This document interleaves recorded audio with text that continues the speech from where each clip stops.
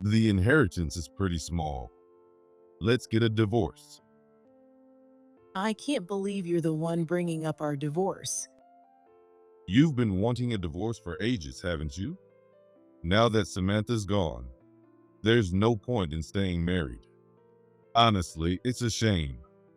I wish Samantha had more savings. Guess too much went to her medical bills. What a waste. At those words, something inside me snapped. The way he spoke, as if my mom's medical expenses had been wasted, was the last straw. That's it. I can't take this anymore. I took a deep breath, trying to steady my ragged breathing fueled by anger. Then, with a trembling voice, I spoke. Enough. You've been saying selfish things nonstop. I can't forgive you anymore. I don't want to share the same legal status with you for even one more second. Grabbing the divorce paper, I filled it out at lightning speed. Hey, make sure not to touch the household savings. We'll need to have a proper discussion about asset division later. Of course, I won't touch the household savings. After kicking John out of the house, I took the divorce papers and headed straight to submit them. If you're cutting ties with someone you can't trust, it has to be done completely. Goodbye, John. I'm Emma, 50 years old. I'm married but don't have any kids. Unfortunately, we weren't blessed with children. But now, looking back, maybe that was for the best. Taking care of my husband, John, while raising kids would have been far harder than I imagined. John and I got married about 20 years ago. We met through a mutual friend. As my quirky banker friend had warned me, John was a bit of an unusual person. He's laid back and incredibly blunt, saying whatever was on his mind, even to me, someone he'd just met. I found John hard to deal with, but for some reason, he seemed to like me and pursued me passionately over and over. Emma, someone like me is perfect for you. I'll make you happy, I swear. I'm confident I can keep you entertained. Initially, I was cautious, but eventually, his bold self-assurance wore me down, and we started dating. Even after we began dating, John remained as laid back as ever, but over time, I got used to it. In fact, as someone who tends to overthink and worry about others, I found being with John relaxing. Because he was so direct, I didn't feel the need to tiptoe around him, and that created a unique sense of comfort for me. We ended up getting married, and the deciding factor was that John agreed to take my last name.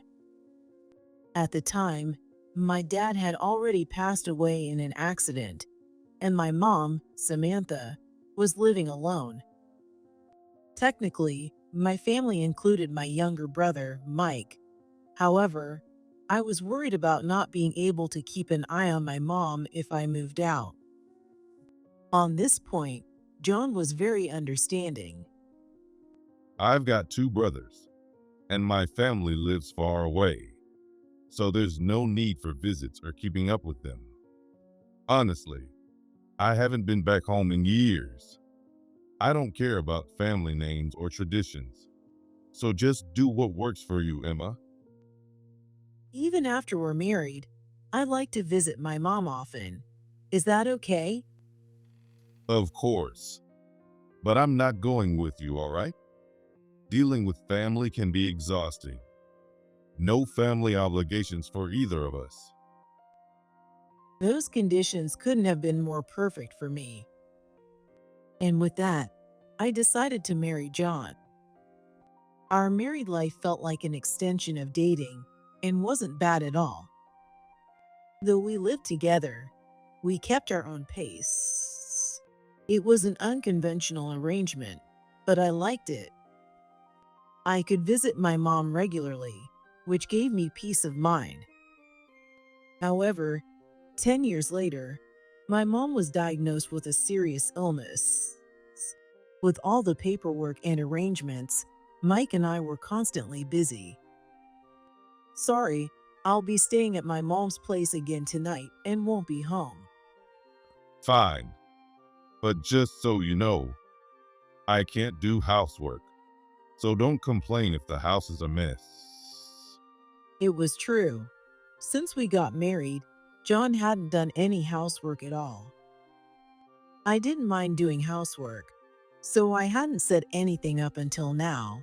But honestly, during such a difficult time, I really wished he could handle things on his own. However, I felt it was partly my fault for not suggesting sharing the housework earlier, so I swallowed my words. Every few days, I would go home to prepare meals in advance, clean, and do the laundry. Then I'd return to my mom's place to stay by her side, repeating this routine. The doctor says mom probably doesn't have much time left. She's fighting so hard though. I see. Don't worry about me. Just stay by Samantha's side and take care of her. Thank you. John didn't do any housework, and even after learning about my mom's illness, he never visited her. But I appreciated that he told me I didn't need to worry about him. However, I soon discovered John's real motives. I'm so sorry. It'll never happen again. While I was busy with taking care of my mom, working, and managing the house, John was having an affair. I found out when I came home unannounced one day and ran into his mistress. That explained why he was so indifferent to me and didn't mind my being away. In fact, it worked perfectly for them. Of course, the first thing that came to mind was divorce, but surprisingly, John refused. I'm sorry. I'll never do it again. So please, don't divorce me. I'm begging you. With tears and snot streaming down his face as he apologized, I couldn't help but feel a little sorry for him. On top of that, I also felt a bit guilty for neglecting John too much. This is your one and only chance. Thank you. Since John had spent some of our household money on his affair, we agreed to continue our marriage under the condition that I would take full control of the finances, including his salary. Maybe I felt some sympathy for John, seeing him refuse divorce so desperately, even to the point of crying. However, the allowance system seemed to hit John pretty hard. As a banker, I handle huge amounts of money at work, but I'm stuck with just this much to spend. The gap between dreams and reality is cruel. Maybe I should take out a loan or something. But if I did, you would be furious. He started making snide remarks like that.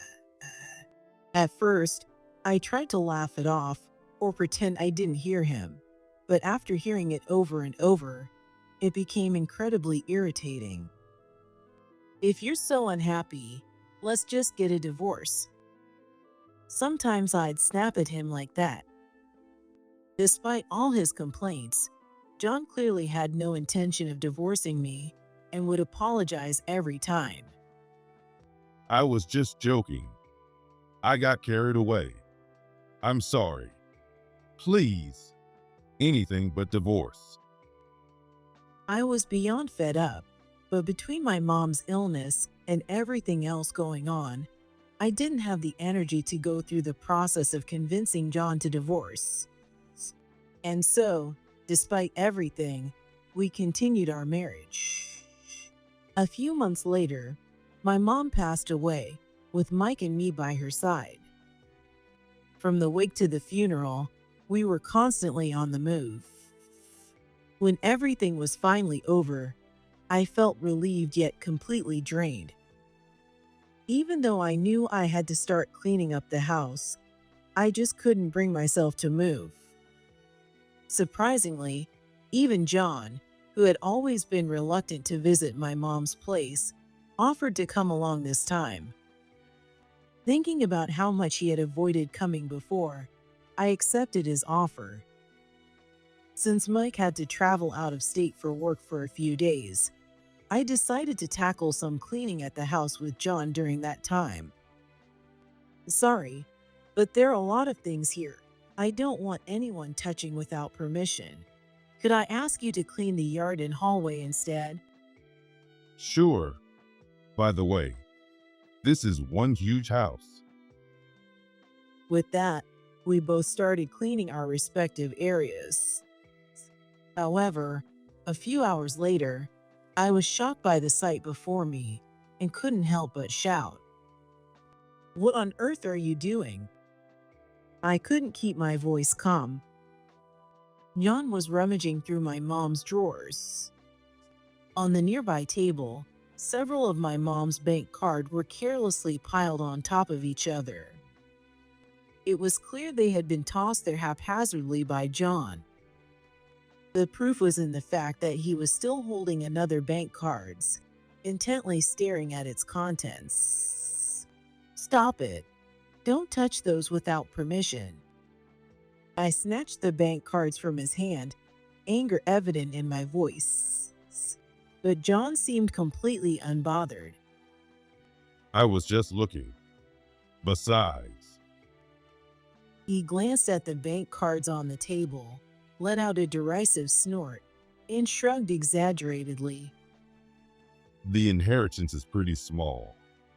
Let's get a divorce. "What?"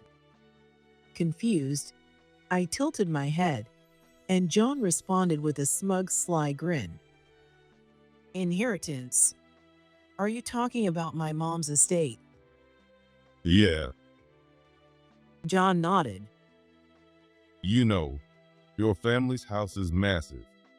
I noticed it before we got married and thought the inheritance would be substantial. But now that I've checked, none of these accounts have more than a few $100s. It doesn't seem like the inheritance is worth much after all. As he spoke nonchalantly, with a shameless grin, I was left utterly stunned. What is he even saying? We just finished my mom's funeral amidst our grief, and now, finally catching a moment to breathe, he's sneaking a look at her bank cards and complaining about the inheritance being too small. How could he say something so heartless to me, her daughter, and his wife? I don't even know yet what my mom left behind. But regardless, even if you are my husband, you don't have any right to her inheritance. The audacity to expect an inheritance without caring for her is absolutely appalling. I don't have inheritance rights? Of course, I know that. It's common sense. I just figured if you got a substantial amount, you could invest it. Lately, my coworkers have been doing well, landing big contracts. So, I thought I'd follow suit. That's why I stuck around and didn't push for divorce. But clearly, it was a waste of time. In short, John had been banking on the inheritance I might receive. Anger started bubbling inside me. His attitude, as if he'd been waiting for my mom to pass for money, was infuriating. I need to close a big deal soon. John muttered to himself as he walked into the next room, then returned waving a piece of paper in his hand. I took a closer look. It was a divorce application. "This is..." A divorce paper. I've already filled out my part. All you need to do is sign it and submit it. Have fun. "I can't believe you're the one bringing up divorce."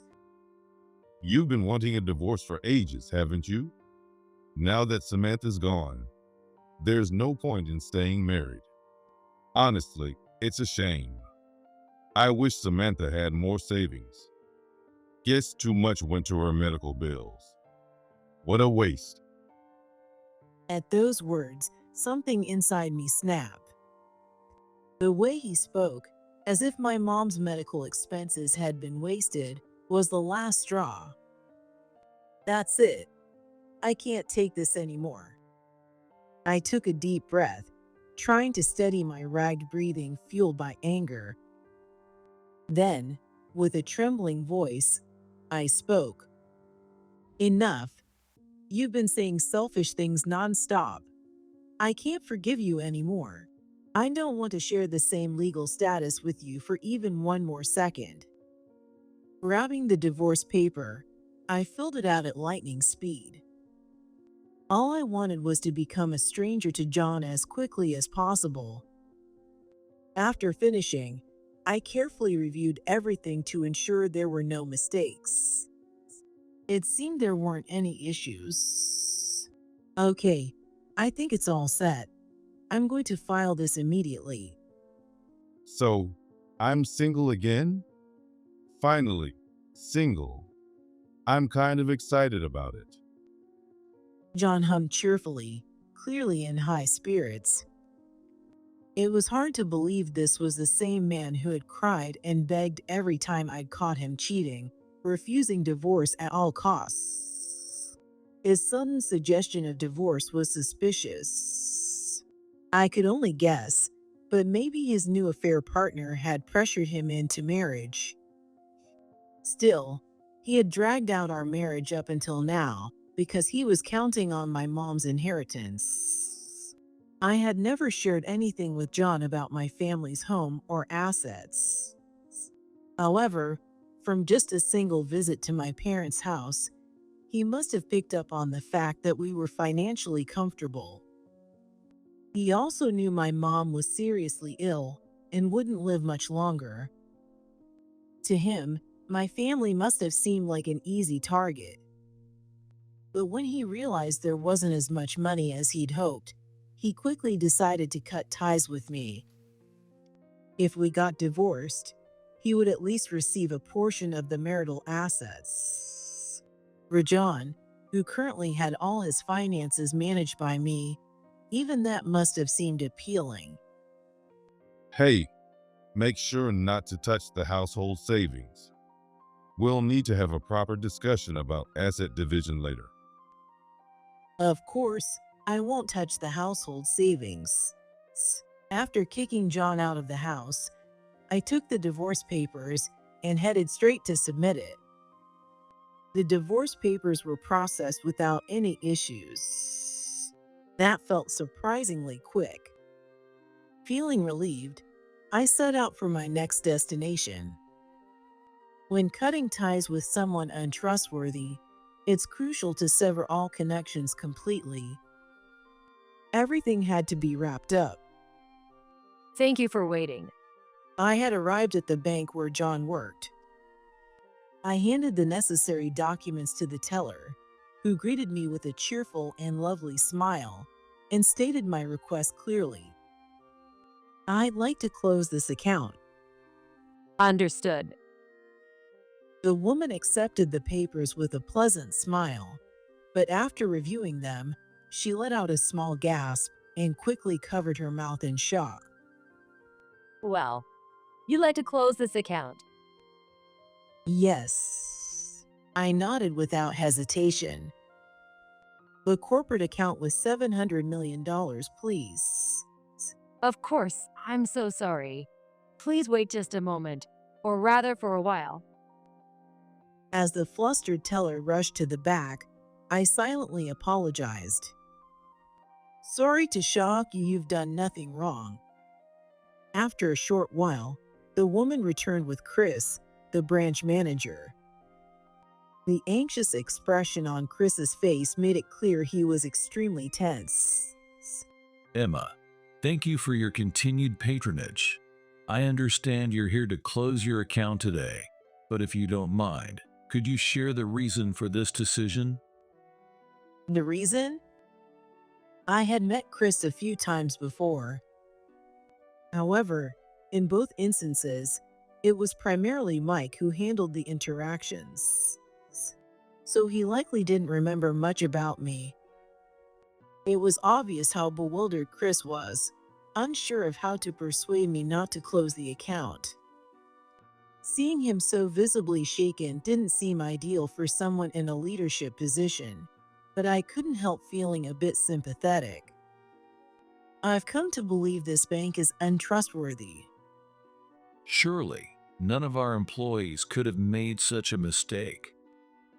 It's not a work-related issue, but rather a personal one. I can't leave my important money in a bank where someone would look at another person's bank account without permission, even if it belongs to a family member. Who would do such a thing? At my words, Chris's expression shifted, his eyes showing more anger than confusion. There was no need to go into detail.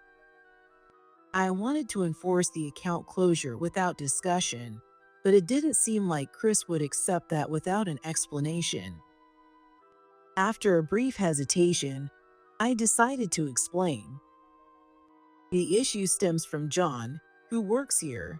He was my husband, though we are now divorced. As I mentioned earlier, I cannot trust him. For that reason, I'm afraid I must sever all ties with this bank as long as he remains employed here. When I firmly stated my decision, a furrow appeared on Chris's brow.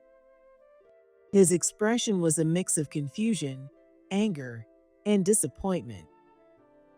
I've known John for a few years now and have a general sense of his character. With all due respect, I understand what you're saying, Emma. Behind him, the female teller nodded silently in agreement. This surprised me. I had always thought John was good at his job, but it seemed he was also considered a problematic figure at work. Emma, I apologize for troubling you when you're clearly busy, but could I ask for a little more of your time? Chris's voice, now strong and resolute, was the complete opposite of my initial impression of him. Moved by his sincerity, I decided to accept his request. I was led to a private room and asked to wait. Less than 10 minutes later, loud voices could be heard outside the room. Why would you call me in on my day off? Chris, you're here. You can handle most things yourself. The brash, arrogant tone belonged to none other than John, my husband, until just this morning. As I had suspected, Chris must have called him in. It wasn't clear whether Chris planned to persuade him or make him apologize to me. What exactly does Chris intend to do? As I sipped the coffee they had provided, a particularly loud noise interrupted my thoughts, followed by John shouting, This is ridiculous. This is tyranny. Why should I be reassigned to a different branch? That's it. I'm filing a complaint with headquarters. His heavy, angry footsteps echoed down the hallway, indicating he had stormed out. Wait, this conversation isn't over, and keep your voice down. We're open for business, and there are customers present. Don't act high and mighty just because you're my boss. I don't care which customer filed a complaint. It's pure retaliation. I've done my job properly. There's no way I'll accept a sudden reassignment like this. In the hallway, a heated argument ensued between Chris, who was trying to bring John back into the room, and John, who was determined to leave. I've told you this repeatedly. You need to take your clients more seriously. And that's not the only issue. Come on. It's probably just some weird customer filing a complaint, right? Who is it? Just give me their name. I'll go confront them. It seemed Chris hadn't mentioned my name, choosing instead to address John as his subordinate. Feeling a bit guilty, I finally decided to leave the room slowly and confront the situation. What? Emma? Why? John gawked at me, his mouth slightly open in surprise. For now, could you step into the room? You're causing quite a scene out here. John begrudgingly followed and sat down in the room where I'd been waiting. He immediately slouched into a chair. So, why are you here, Emma? Don't tell me you couldn't handle the divorce and decided to storm in here. His absurd assumption left me dumbfounded. Of course not. I'm just here to close my account. Oh, so you don't want to leave your money in a bank where I work? That's so petty. You're as bitter and clingy as ever. And what? Did my being called in have to do with your little account closure? All this trouble over you closing your account. Completely unaware of my corporate account, John quickly played the victim and turned to Chris. Come on, Chris. I know you can be overly sentimental, but calling me in on my day off just because she's my ex? It's just a personal account closure. Who cares? Just process it and move on. Let's just get it over with now. The way he talks to Chris. How disrespectful. Even though it wasn't during his business hours, I was stunned. He talks to Chris just like he talked to me at home, and calling it just a personal account, unbelievable, especially for a banker. As I watched, appalled, Chris stood next to John, who was sitting smugly in the chair, his clenched fist trembling. Just process it quickly. Do you have any idea how serious this is? Chris, are you bad at handling account closures or something? If that's the case, just ask someone else. Before John could finish his smirking remark, Chris cut him off with a shout. It's a $700 million corporate account. Do you have any idea what this means? What?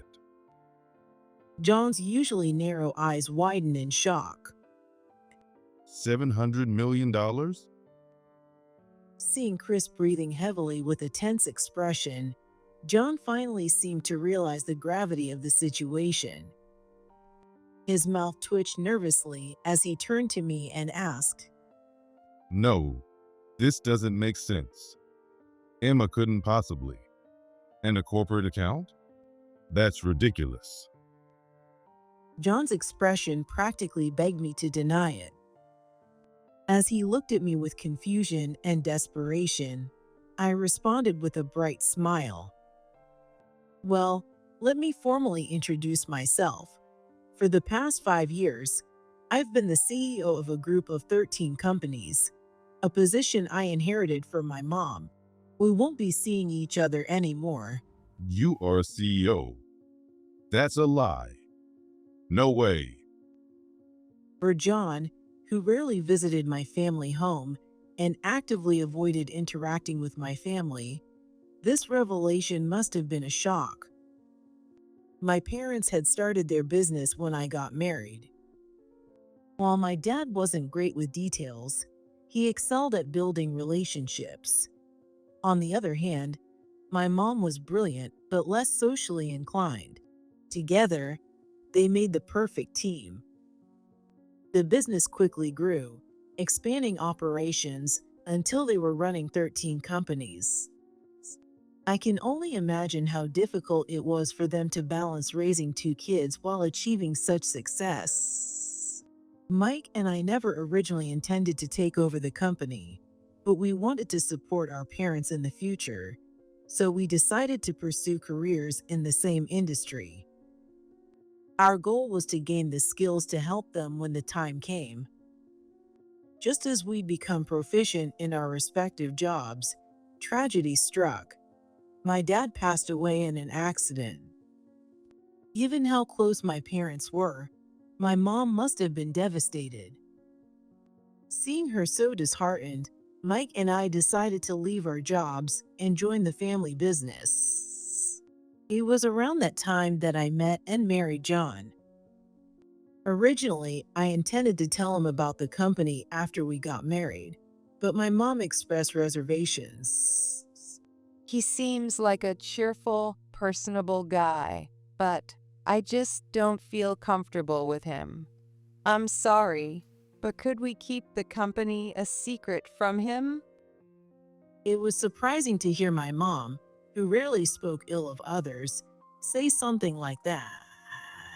He's a banker, so if he starts asking for strange loans or favors, it could become a problem. Let's just keep it under wraps. After discussing it with Mike, we decided to keep the company a secret for the time being. Fortunately, John had no interest in visiting my family home and actively avoided engaging with my side of the family, so the risk of him finding out was minimal. When my mom's illness was discovered, Mike and I discussed who should take over the company. We wanted her to focus on her treatment. I originally intended for Mike to take over, but at their request, I ended up becoming the successor. When I finished speaking, John blinked rapidly, as if he couldn't believe what he had just heard. So, you're saying you now have $700 million? In the company's account, to be precise. You've got to be kidding me. John let out a cry of joy, as if he had just won the lottery. What the heck? That's amazing. We're not just talking about a millionaire here. $700 million? His voice rose in pitch with excitement, and his eyes sparkled with enthusiasm. Why is he so excited about someone else's $700 million? He's completely carried away. I need to bring him back to reality. So, today, I'm here to close that $700 million account. John froze in place. Close it?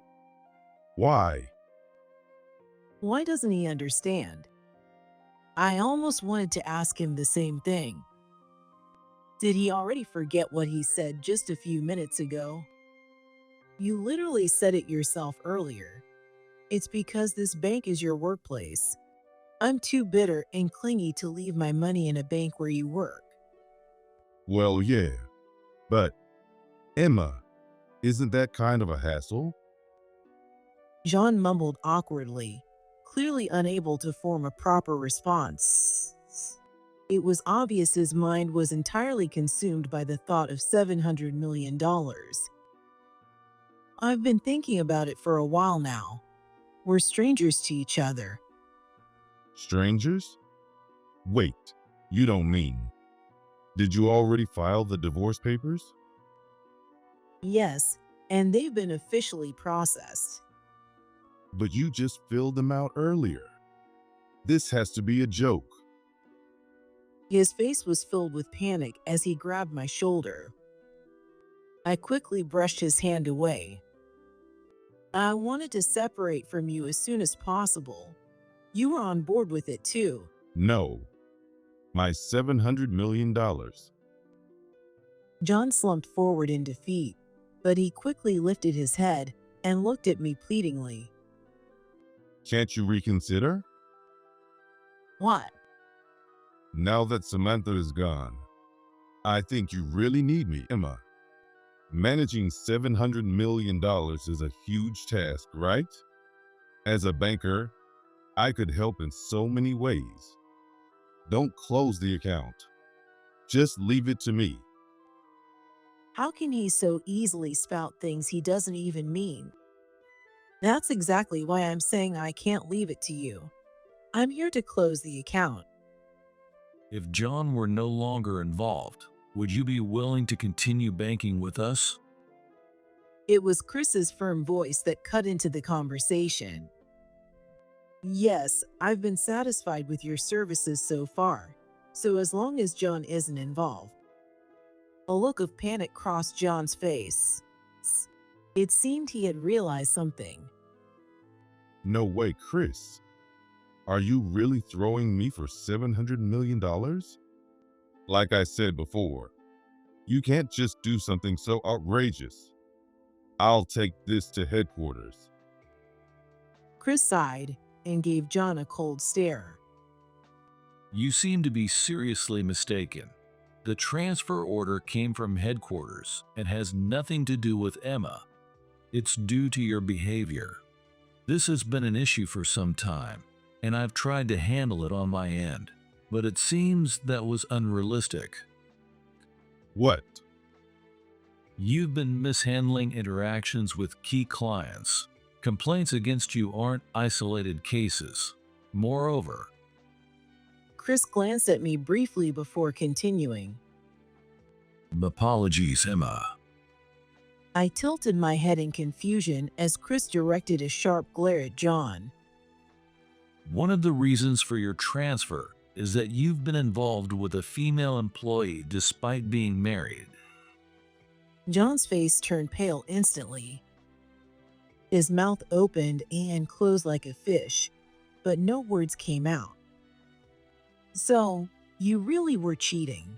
No, I was just giving her work advice. I've spoken to the woman in question. She admitted everything. She claimed you told her not to worry because you'd be getting a divorce soon. John's eyes widened in shock, his expression betraying his guilt. My suspicions had been right all along. So that's why he was so eager to finalize the divorce. I'll need to hear more about that. I'll be demanding appropriate compensation from both you and that woman. Compensation? Wait a second. John's lips trembled slightly. He tried to force a sycophantic smile, but it didn't quite work. It was just a fling. Nothing serious with her. Emma, you're the only one for me. Please. As he reached out toward me for help, I quickly stepped away. Losing his balance, John toppled forward, hitting the floor headfirst with a loud thud. Ouch.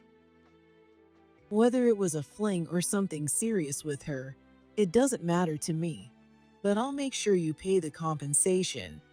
Oh, and maybe I should ask my lawyer about the damages for your previous affairs as well. Realizing the potential financial consequences, John's face turned even paler, tears welling up in his eyes. That was in the past. Please, Emma, I'm begging you. No matter how desperately he pleaded, I felt nothing. I'm tired of seeing that look. Your apologies are so shallow. It's obvious they lack sincerity. You think just saying sorry is enough, don't you? I used to think his apologies meant he was truly sorry, but I now understood I was wrong. John wasn't apologizing out of remorse. He was only doing it for the $700 million. But without me, how will you manage everything on your own? What are you talking about now? We've always had a hands-off relationship. Besides, I have Mike to help me. We'll work together and handle it just fine. You, on the other hand, should focus on doing your best at your new assignment, for the sake of paying those damages. John was left speechless, shaking his head vigorously. As I turned to leave, he scrambled to his feet in a panic, only to trip and fall, hitting his cheek on the floor. Wait, Emma. I'll decide on the next steps depending on John's situation. I apologize for causing such a disturbance. Understood. I'll be in touch with you soon. Thank you for your patience. As I walked away, I thought I heard John crying and yelling in the distance, but I decided to leave everything in Chris's hands from that point on. Not long after, I received a call from Chris. It seems John had been transferred to another branch, just as planned. At first, he seemed to resist, but it appeared that the commotion from that day had been overheard by other employees, and the cold stares from those around him were unmistakable. Even while working, He was whispered about, and people gave him suspicious looks just as he walked by. Even John couldn't handle it, and he eventually accepted the transfer. I thought he might continue his relationship with the woman, but it seemed she lost interest in him after his career took a nosedive, and she ended things. Of course, I made sure to claim compensation from both parties.